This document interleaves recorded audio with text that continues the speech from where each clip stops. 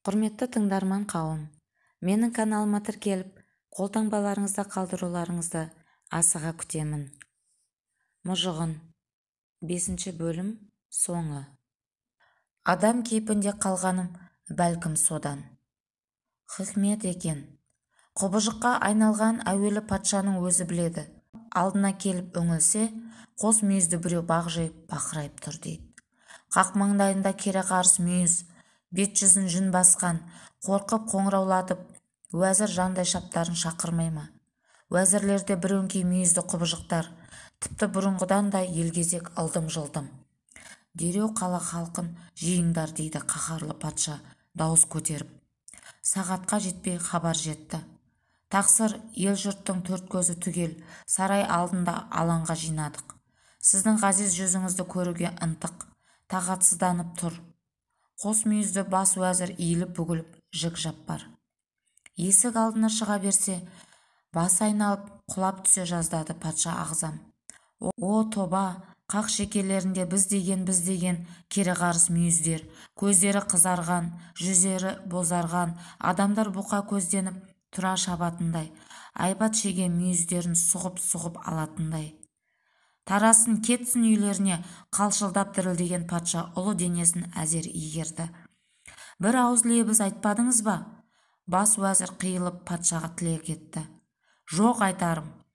Қаһарлы патшадан қаймыққан уәзірлер қысқа бұйрық беріп, халықты қуып жүргенде өзі жас, өзі сұлу бойжеткенді көрді бас уәзір.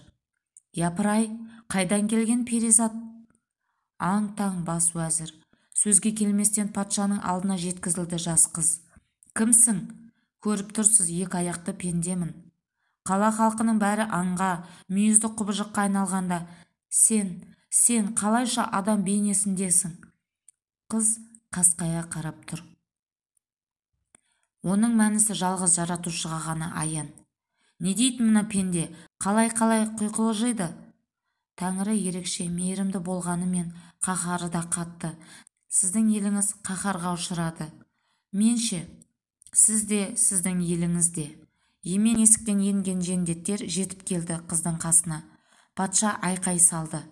Зынданға апарыңдар, мына албастыны қалсын сонда. Сол қыз мына мен едім дейді кейуана. Содан бері осында жатырмын.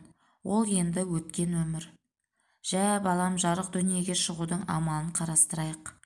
Айтыңызшы апатай, ана өзеннің ар жағындағы сәнді қаланың адамдары неліктен ажарлы? Көшелері неге түп-түзу? Сұлу шаһарға тамсанып қарай бергін келеді. Оның мәнісі жаратушыға, Аллаға сенім және имандылықта жатыр. Өзің айтып отырған елдің халқы қайырымды, кішіпейіл, мәдениетті, һәм білімді. Әсілі иманды елді жау алмайды. Аспан ашық әманда.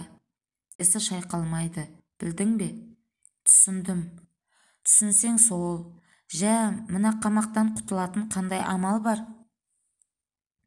Бала жол жөнекей жолыққан тасбақа мен ана қарлығашты есіне түсіру мұң екен, екеуі де көп ұзамай зынданнан табылды. Мін арқама деді тасбақа. Кейуана мен бала кезектесіп зынданнан шықты. Ана қарлығаш шықылықтап жол бастады. Еш қиындықсыз арналы өзеннен де өтісті. Әсем шаһарға жеткен олардың алдарынан иман жүзді, сәнді киінген екі әскер жасағы шықты. Кейуана мен баланы салтанатты сарайдың қасындағы бір бөлмеге алып келіп, үстеріндегі шоқпыт ескі киімдерін шешіндіріп моншаға түсірді. Жуынып, ес жиған соң жақсылап тамақтандырды. 3 күн алаңсыз дем алған қария мен бала патша ағзамның сарайына жеткізілді. Төрдегі тағында отырған патша меймандарын орнынан тұрып құшақ жая қарсы алды. Жағдайларыңды біліп отырмын, деді патша мейірімін төге сөйлеп. Әйтсе де өз ауыздарыңнан естейін.